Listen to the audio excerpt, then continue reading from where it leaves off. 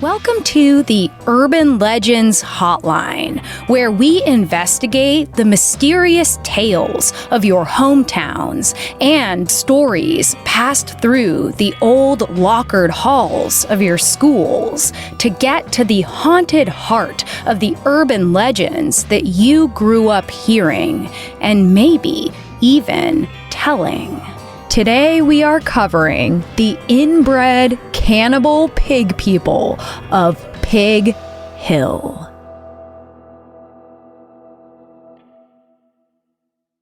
Hi, Chelsey. The urban legend I am recording for you tonight is the legend of Pig Hill. In my hometown of Meadville, Pennsylvania, there was a place also called Radio Tower Hill, where the radio tower from the town could be seen. And it was a famous spot for teenagers to go and make out. And the first time I became aware of Pig Hill was when I was a young theater kid of maybe 14 or 15 years, and a boy that I was dating wanted to take me up to Pig Hill for the reasons that a person you are dating might take you there. And on the way, he started to tell me the urban legend. And the story was that sometime early in Meadville's history, there were a series of fires that destroyed several buildings in the town. And there was a particular family in the town who were never charged with the fires, but were widely believed to have been the reason the fires occurred. And as a result of the court of popular opinion, they were shunned from the town. People wouldn't be involved with them or interact with them. And to the point where they moved up into the hills just outside of the town itself. And because they had no access to others in the town, they began to inbreed with one another. And Pig Hill is called its name because the way the story goes, and I feel like I'm still unpacking it in adulthood, is that they continue to inbreed with one another until these mutant pig people were created, people who had warped or twisted faces like the faces of pigs. There may be other versions of this story out there. That is the version that I heard. And needless to say, it was a mistake on his part to tell me that story.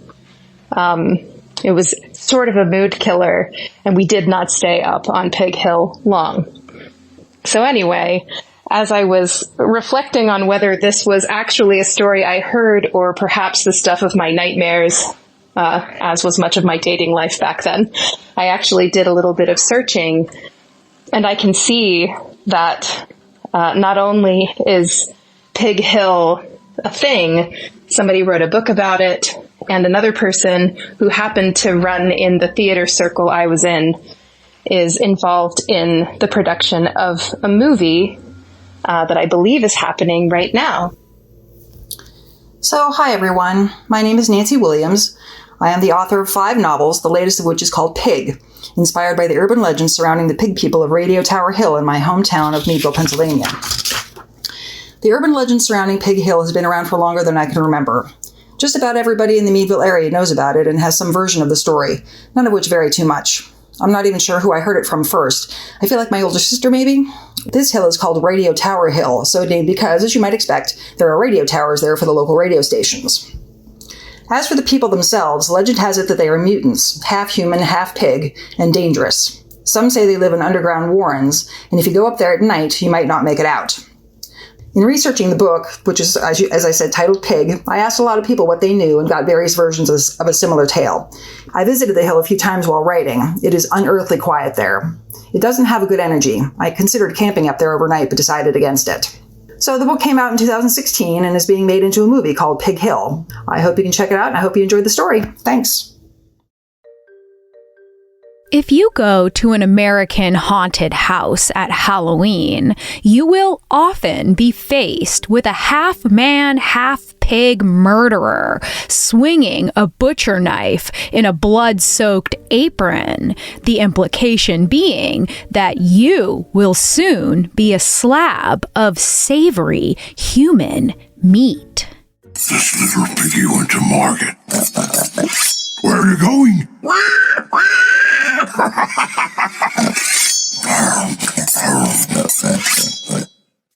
A pigman was one of the more frightening villains of American Horror Story's Roanoke season, the inspiration coming straight from one version of our legend today.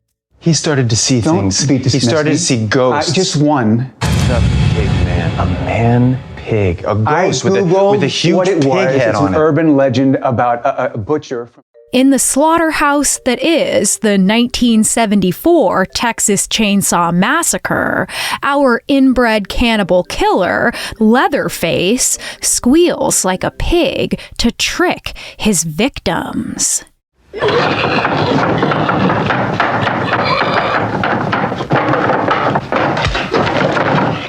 And, fun fact, the actor who portrayed Leatherface in the Texas Chainsaw Massacre 3, Meadville local R.A. Mihailoff, will be starring as a pig person in the upcoming movie Pig Hill. In 1993, the sitcom Seinfeld offered America a pigman in a 1993 episode, in which Kramer becomes obsessed with a hospital patient he accidentally walked in on. Hey, I just saw a pigman. A pigman! You know, he was sleeping and then he woke up and he looked at me and he made this horrible sound, this... A pigman. A pigman. Half pig, half man. Yeah! The government has been experimenting with pigmen since the 50s. Oh, will you stop it? In a famous trial in 2015 over the murder of 2 former Marines, the perpetrator's defense called his psychiatrist to the stand, who told the jury that he believed the men to be, quote, pig assassins, hybrid pigs sent here to kill people. He began to feel, in his words, that pigs were taking over the earth. We can find more pig people all the way back in the 1896 early science fiction novel by H.G. Wells called The Island of Dr. Moreau, which featured a mad scientist attempting to create intelligent human-animal hybrids, including swine men and swine women.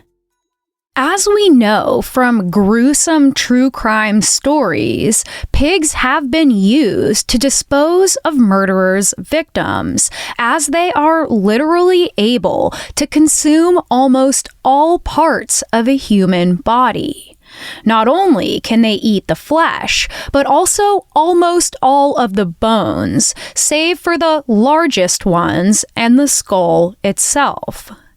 In 2002, serial killer and hog farmer Robert Pickton was arrested for the murder of 20 women, and as America learned, he had fed their remains to his pigs to hide the evidence. Other gruesome details revealed DNA of the murdered women found in processed meat on his farm. These people-eating pigs certainly have a precedent in American history as well.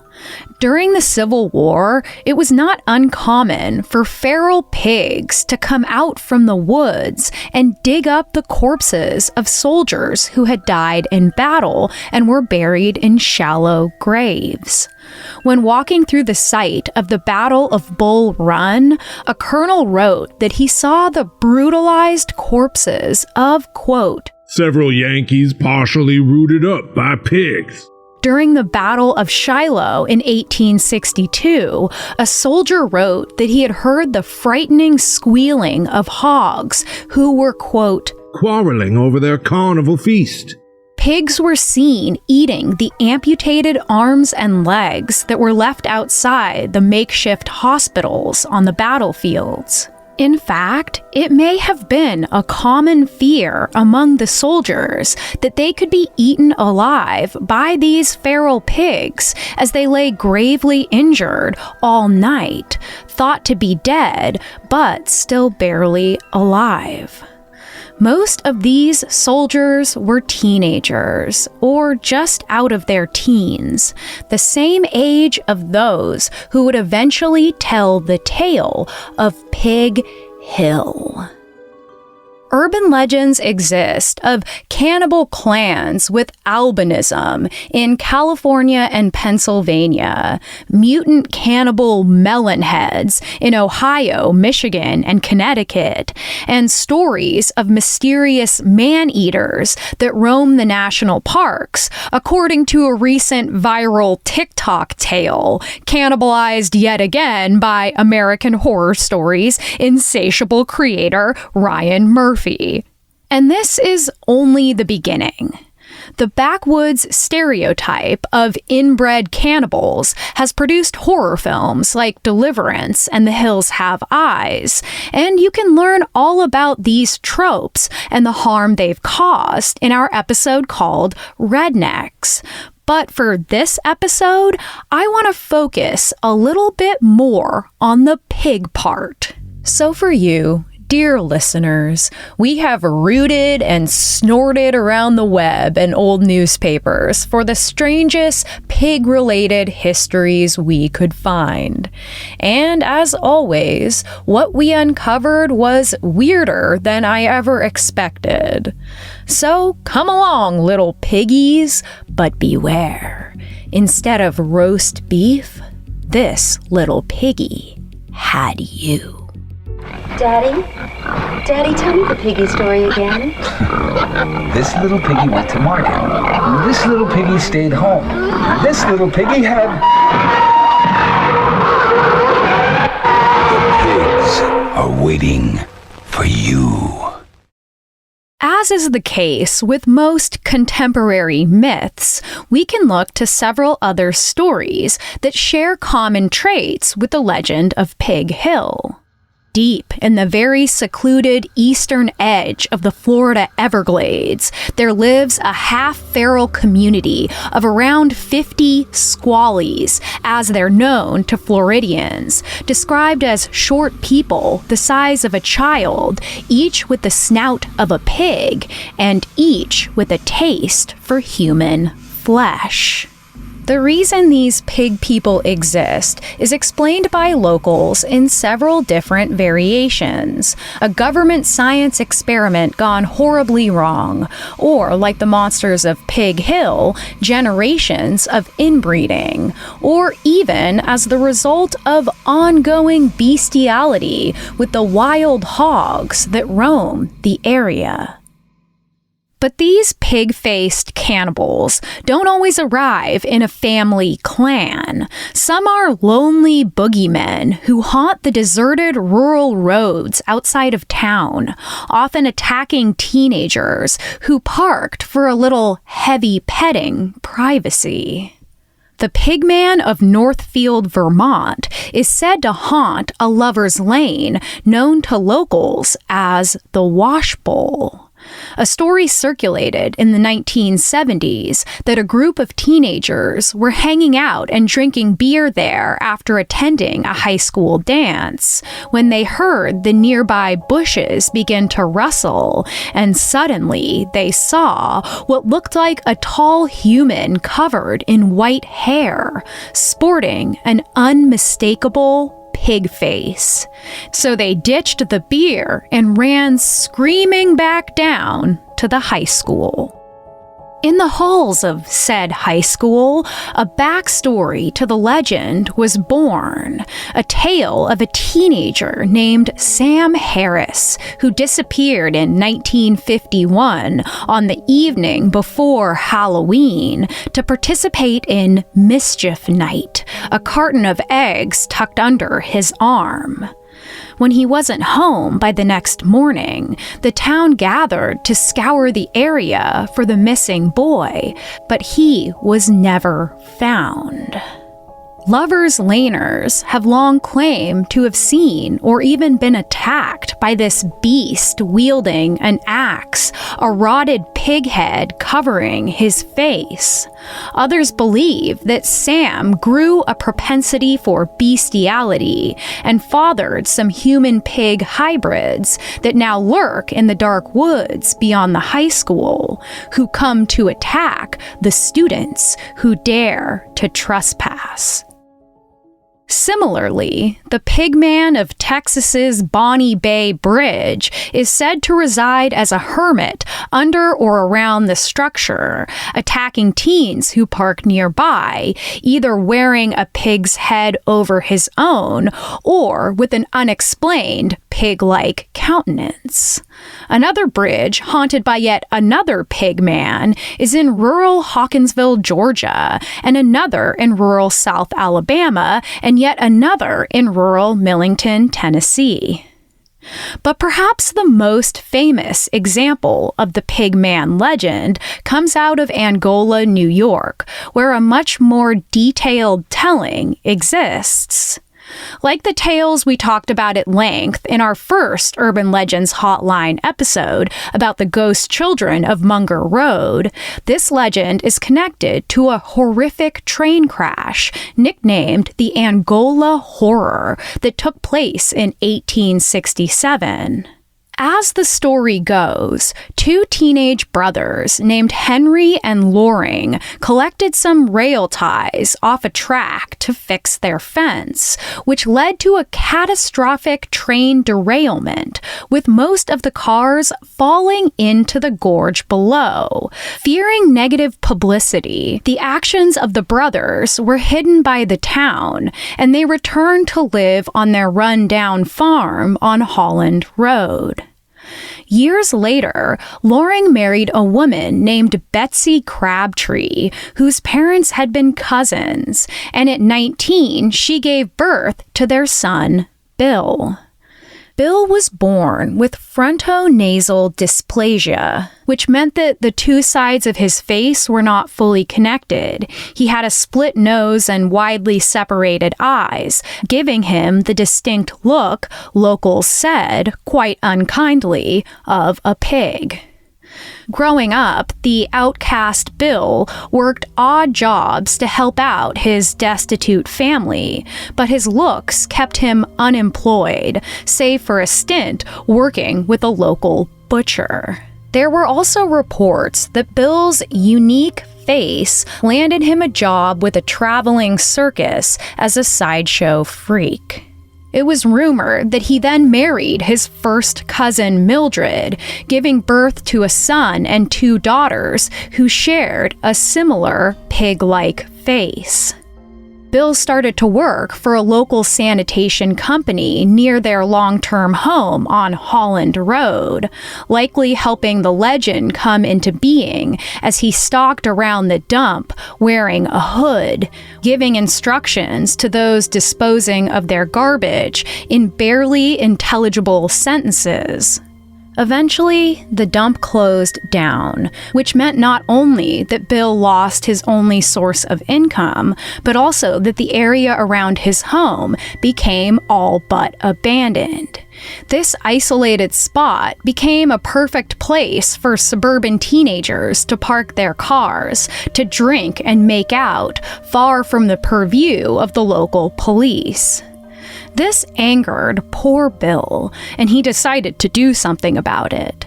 He started by driving his old, rusty truck up behind the parked cars, intimidating them until they pulled off, giving them a glimpse of his porcine features. When that didn't work, he got more extreme, leaving the severed heads of pigs on stakes as a warning to trespassers, and then replacing those heads with the heads of teenagers who dared to breach his borders. Or so the legend goes. There is virtually no evidence to support any of this. But don't worry, everybody. Our dear femmes are represented too. Pig Lady Road in Hillsborough, New Jersey is said to be haunted by the ghost of the pig-faced lady. The main version told about this isolated stretch of rural road is that a pig farmer's wife gave birth to a daughter who was disfigured in a way that resembled a hog, leading her cruel father to cut the head off one of his swines and force her to wear it over her face. After her mother's death, the girl killed her father with an axe and then went on to kill 2 teenage boys who left a pig head on her doorstep to make fun of her facial deformities. Legend has it that her ghost still stalks those who park on the secluded road, coming after them with the same axe.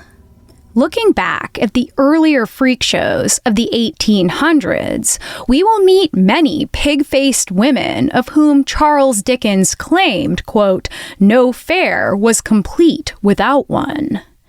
It's certain that variations of the pig-faced woman toured through England and Ireland throughout the century, and we can assume that she was exported to the United States as well, either literally in the many touring freak shows or through stories passed on through the innumerable English and Irish immigrants who came to America around that time.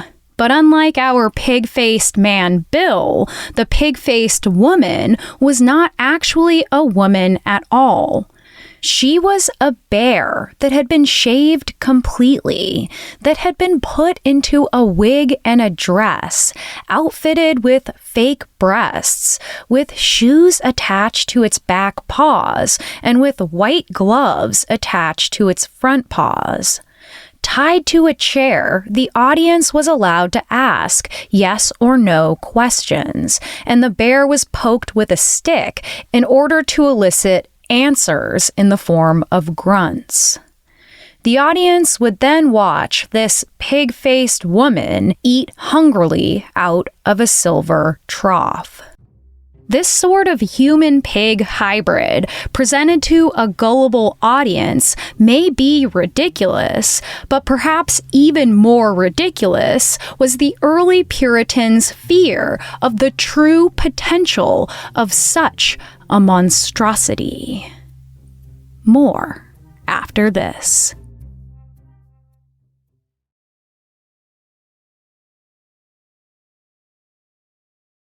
And now, back to the show. On February 14th, 1642, a planter by the name of John Wakeman went to the New Haven, Connecticut magistrates to make a truly strange but very serious accusation.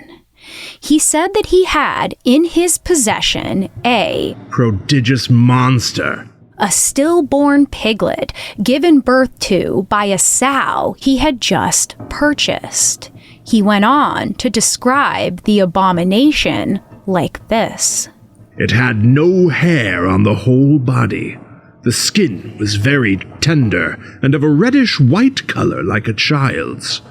The head was most strange. It had but one eye in the middle of the face, and that large and open, like some blemished eye of a man. Over the eye, in the bottom of the forehead, which was like a child's, a thing of flesh grew forth and hung down. It was hollow, and like a man's instrument of generation. A nose, mouth, and chin deformed, but not much unlike a child's. The neck and ears also had such resemblance. John Wakeman was accusing a man of bestiality, what they called copulating with strange flesh, a capital sin in Puritan colonies, by claiming that he had fathered a human-piglet hybrid. His proof was that the prodigious monster looked suspiciously like a servant named George Spencer, who worked for the man who had sold him the sow. He claimed that his disfigured face matched that of the piglet. Quote, his deformed eye being beheld and compared together with the eye of the monster seemed to be as like the eye in the glass to the eye in the face. When the accusations started to fly, it's important to note that George Spencer was already known in town as a troublemaker, punished at one point for stealing goods in Boston and trying to escape his indentured servitude by fleeing to Virginia. Not only that, but George was guilty of not giving a fuck about the Christian God, openly telling people that the sermons of their famous minister, John Davenport, just didn't do it for him. He also told his fellow colonists that in the 5 years he had resided in New England, he had uttered not a single prayer, and that he only ever cracked open the Bible when his master forced him to by threat of punishment. He was not well liked in the community, and his lowly status made him an easy target. When the official investigation began, George Spencer strongly denied the accusation, but the magistrates locked him up on suspicion after they took a look at the evidence. While imprisoned, the magistrate approached George and chastised him for his ungodly actions, but he would not admit to the crime. That is, until he was badgered with some unnerving Bible quotes about his abominable behavior and a warning that he better confess his sin lest he face the wrath of God. Likely knowing that repentance was a powerful Puritan path to avoid being hanged, he confessed that he had indeed laid with the pig in the biblical sense. But once he confessed, instead of gaining his freedom, they told him he would be put to death. So he flipped, and then flipped back again, trying to find whatever formula he could to placate the outraged community and save his literal neck. But it was all to no avail. He was hanged 2 months after the birth of the piglet, and the sow, as if she were guilty too, was killed with a sword, a common practice with convictions of bestiality. Whether George Spencer indeed committed this crime or was pressured into making a false confession will never truly be known.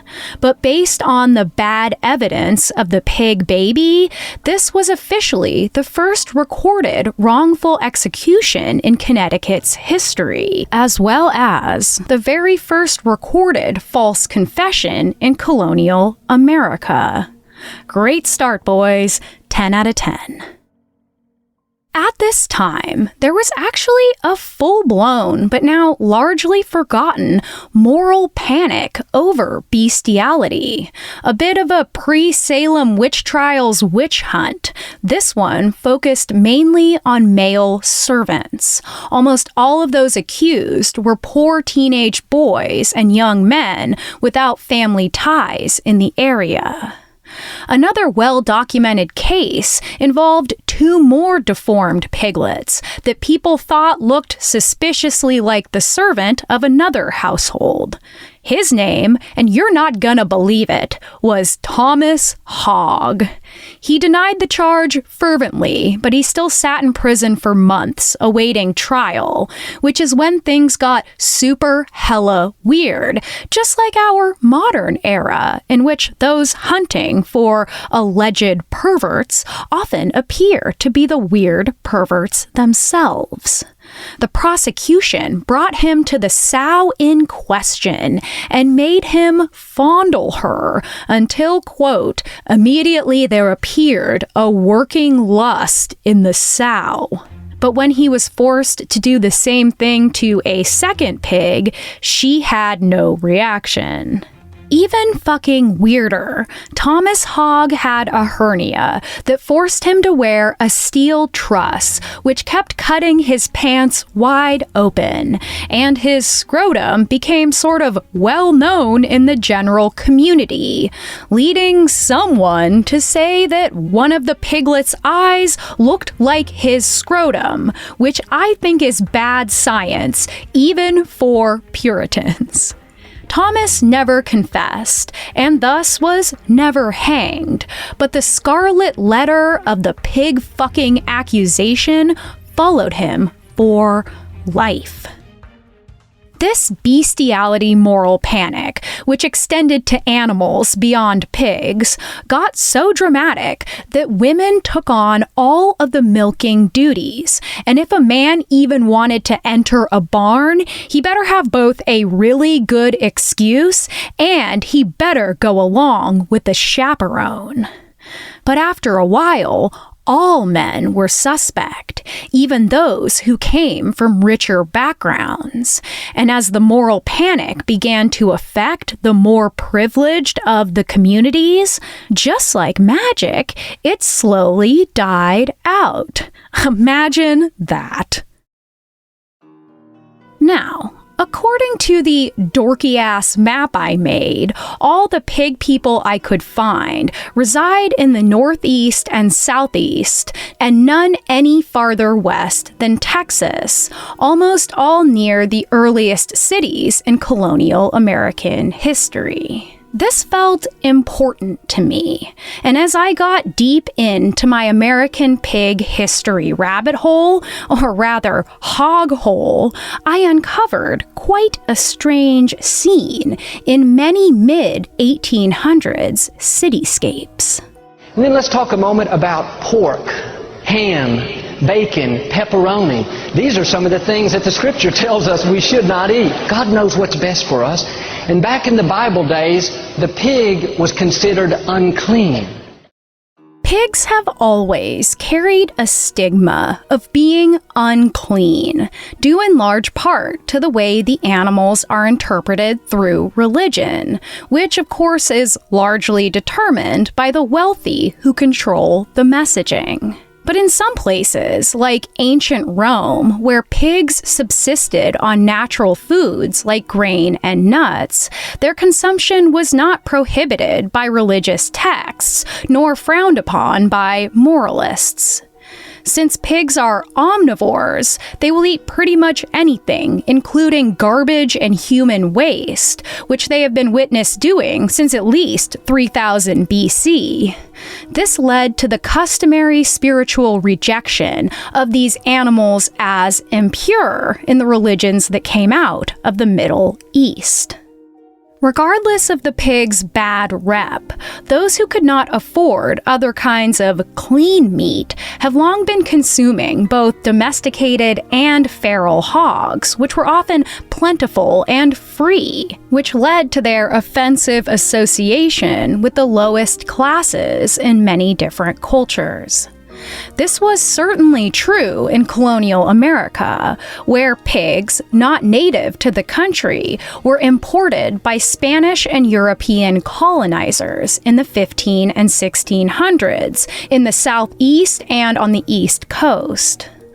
Lacking proper fencing, these animals were allowed to roam freely on what was referred to as the open range, fattening themselves on roots and acorns until they were collected back by dogs as winter approached. But many of these pigs disappeared into the woods, never to return again, transforming from domesticated to feral. This is the farm. Peaceful. Calm. But now, the only chance to save the farm is for one little pig to go to the city. You're just a little pig in the big city. What can you possibly do? What can anyone do? Destiny has changed his mission. As As the Industrial Revolution grew cities like New York, Philadelphia, and Pittsburgh, the larger, compact populations created more and more garbage, and they had no real centralized system to dispose of this waste.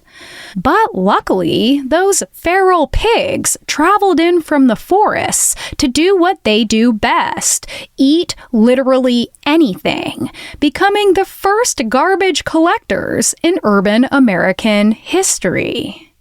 But while this was extremely beneficial, these helpful hogs still got a seriously bad reputation.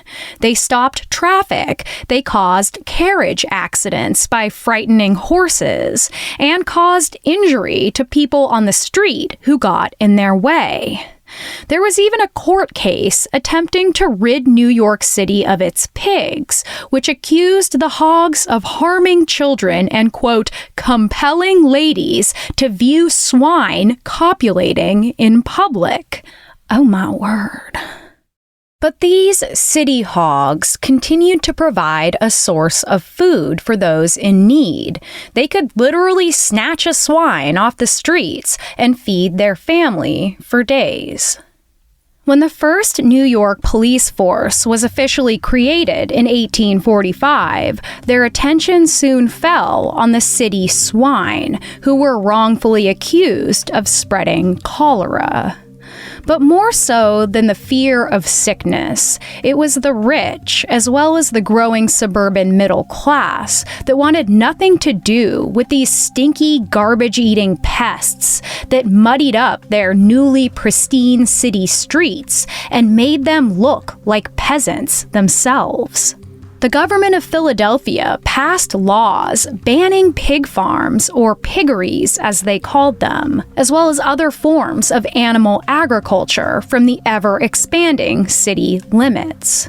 In New York in 1859, almost 90 policemen were sent to destroy the piggeries, using guns, daggers, and pickaxes, confiscating thousands of pigs from already destitute families, and going as far as to ruin their land by sprinkling lime all over it.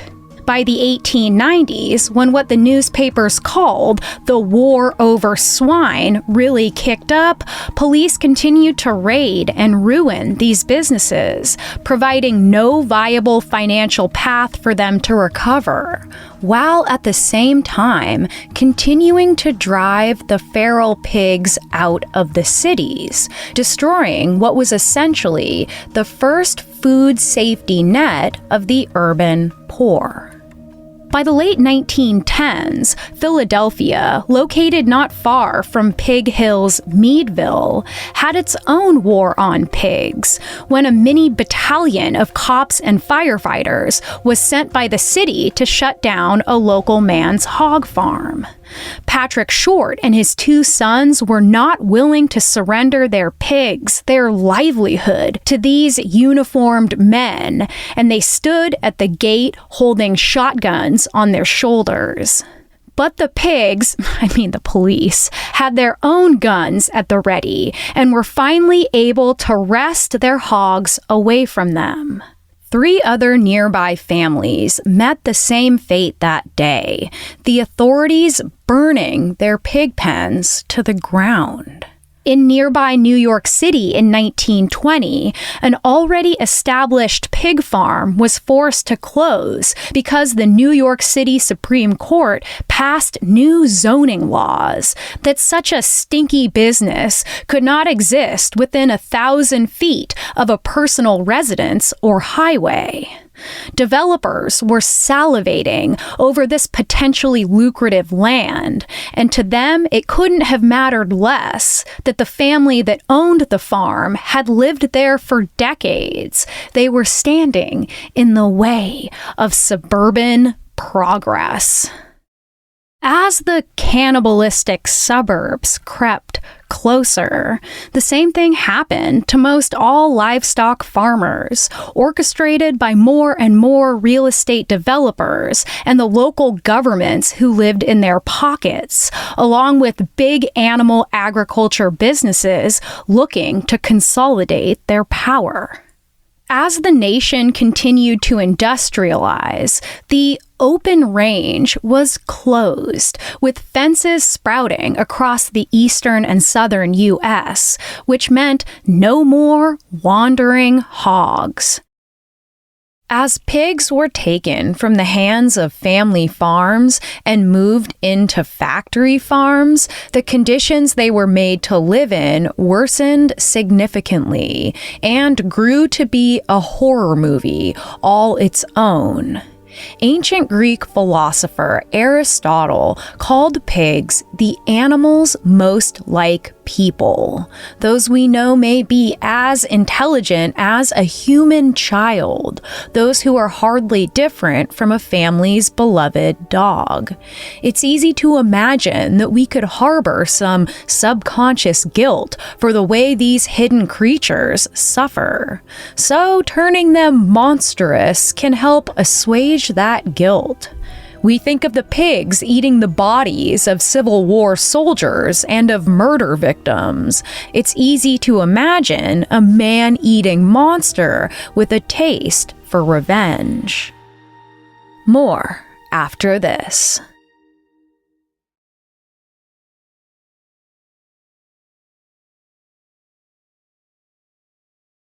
And now, back to the show.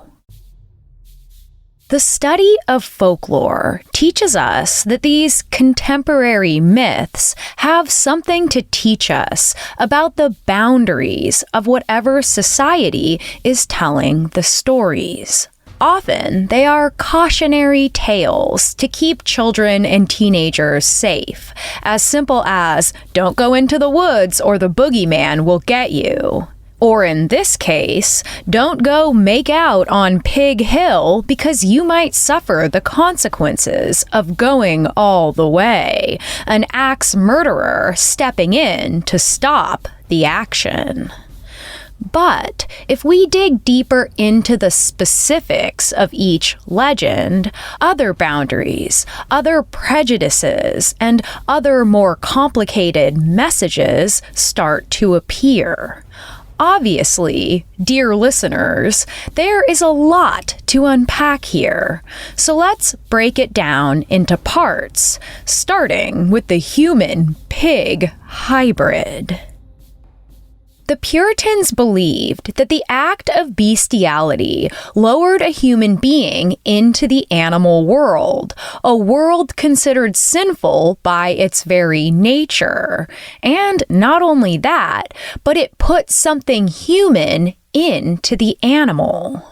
But in 1835, 2 centuries after the bestiality moral panic, a New York surgeon named Dr. Richard Kissam successfully transplanted the cornea of a pig into a young man who, for a short time, actually regained his sight.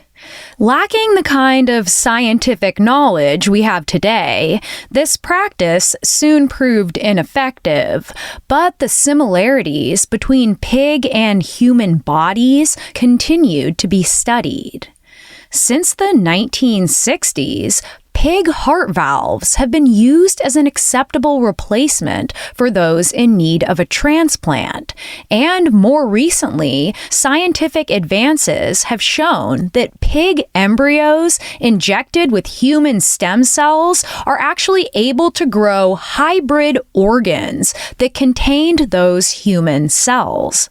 The idea would be to use the bodies of pigs to grow healthy organs for those waiting for transplants, which could help people with diabetes, Parkinson's, and liver failure. But, like the Puritans, this idea of mixing people with animals still really freaks us out. Many in the bioethics field fear what could happen if scientists continue to create more advanced chimera, as animal hybrids are referred to. The unnerving potential to transplant human brain cells into those of pigs and other animals, allowing them to think and feel like we do, was enough of a thought experiment that it led bioethicist Hank Greenlee of Stanford to claim that the practice could, quote, denigrate human dignity and blur the line between what is human and what is not, especially if you believe that we were created in the image of God. That word, chimera, from Greek mythology is meant to elicit fear, but the scientists argue they are trying to solve a problem and save lives, not create a monster. The National Institute of Health was so concerned, in fact, that in 2015 they refused to fund any experiments that put human stem cells into the embryos of animals, forcing scientists to seek outside foundation-based funding. There was even a bill proposed that would imprison anyone conducting this research, with fines up to $1 million and 10 years behind bars.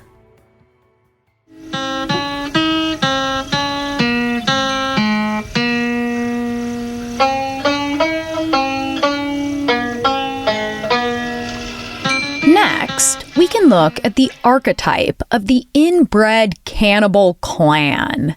As mentioned, we talked at length about this trope in our Rednecks episode, which was originally used against the remote and destitute hillbillies of Appalachia, who have long been branded as particularly prone to inbreeding and genetic mutation, though they experienced no significant levels of this activity when compared to other places.